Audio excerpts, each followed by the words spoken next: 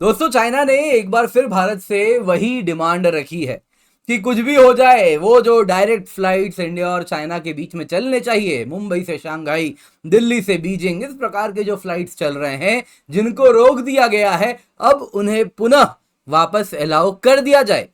अब दोस्तों यहाँ पे इंडिया ने जो हर बार जवाब दिया है, वापस वही जवाब दिया कि सॉरी, पहले तो बॉर्डर जो मुद्दा है वो सॉल्व करो, फिर बाकी मुद्दे देखेंगे जैसे कि फ्लाइट कनेक्टिविटी।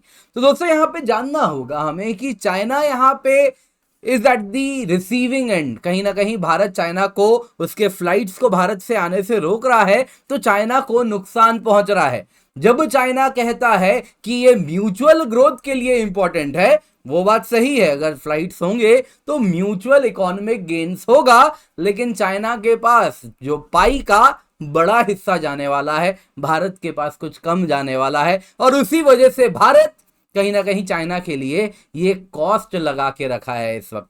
तो क्या है ये पूरी कहानी, आइए जरा आज के इस वीडियो में इसी को समझते हैं।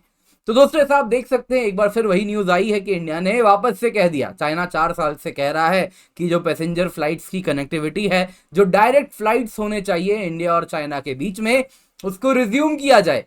इंडिया ने वापस वही जवाब दिया कि बिल्कुल भी ऐसा नहीं होगा। आप देख सकते हैं 4 साल से डायरेक्ट फ्लाइट नहीं चली है, लेकिन भारत सरकार का कहना बड़ा क्लियर है कि देखिए बॉर्डर स्टैंड ऑफ भी चल रहा है 4 साल से।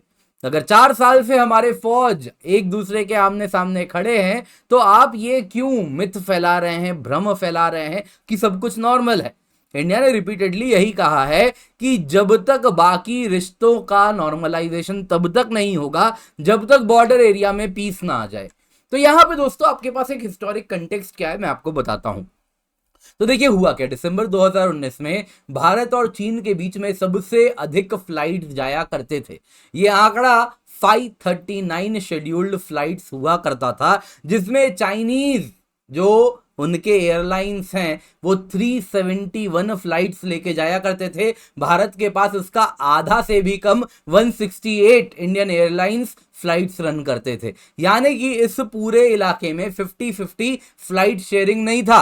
आप देख सकते हैं 2/3 करीबन चाइना के पास था, 1/3 करीबन भारत के पास था, रादर उससे भी कम। तो इस प्रकार से आप अगर देखें तो कहीं ना कहीं भारत को जो फायदा मिलना था वो बराबरी से नहीं मिल रहा था।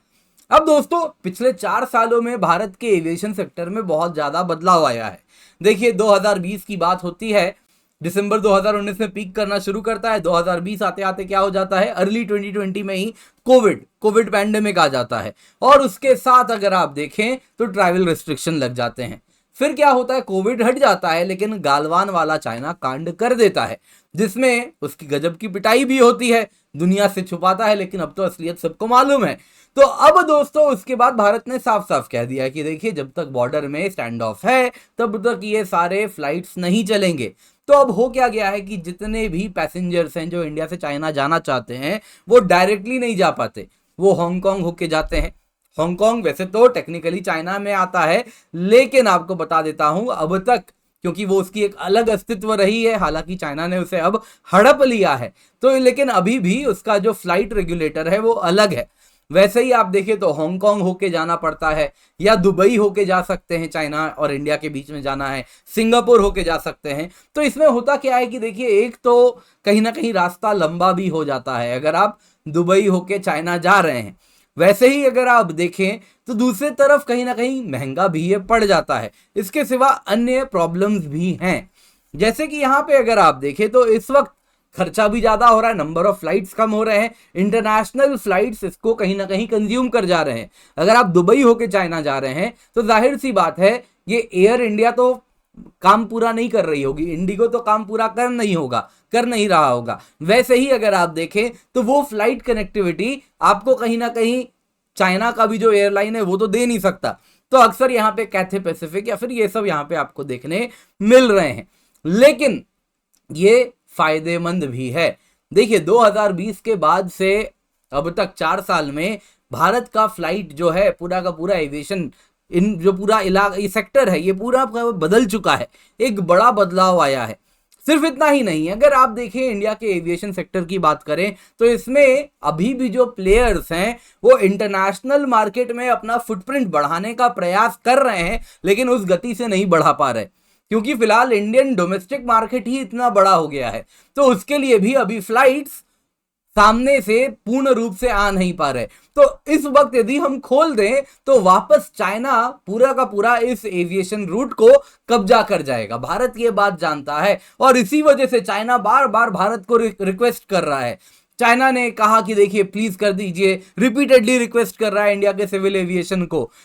इसके पीछे कारण बड़ा सरल है, चाइना का जो ट्रैवल सेक्टर है वो सफर कर रहा है पोस्ट कोविड-19। जो चाइना में टूरिस्ट जाया करते थे वो नहीं आ रहे, तो वो इंडिया के तरफ देख रहा है। यदि डायरेक्ट फ्लाइट कनेक्टिविटी होगी, ये इंडियन वियतनाम चले जा रहे हैं, यही इंडियन थाईलैंड जाते हैं, तो ये चाइना भी आ सकते हैं।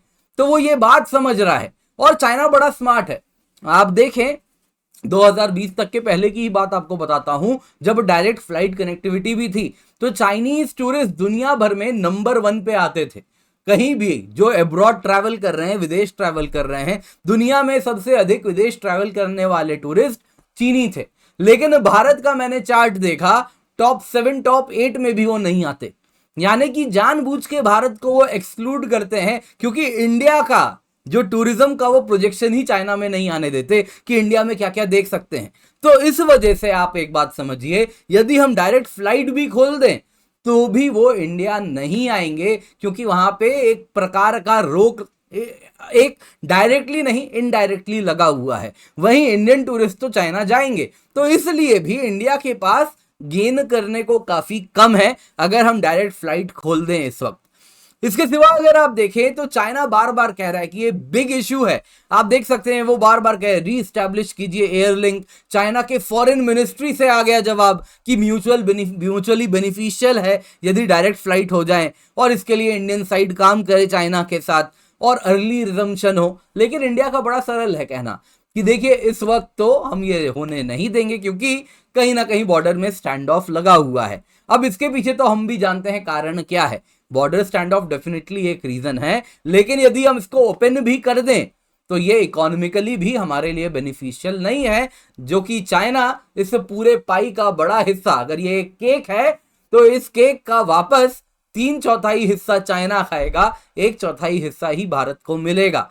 तो इसीलिए बहुत जरूरी है कि इसी प्रकार का हम स्टैंड रखें जब तक हमारी डोमेस्टिक एविएशन कहीं ना कहीं जो सेक्टर है वो और मजबूत ना हो जाए, इंटरनेशनल मार्केट में अपनी पकड़ और ना बना ले, तब तक हमको इसी प्रकार का फैसला लेना चाहिए।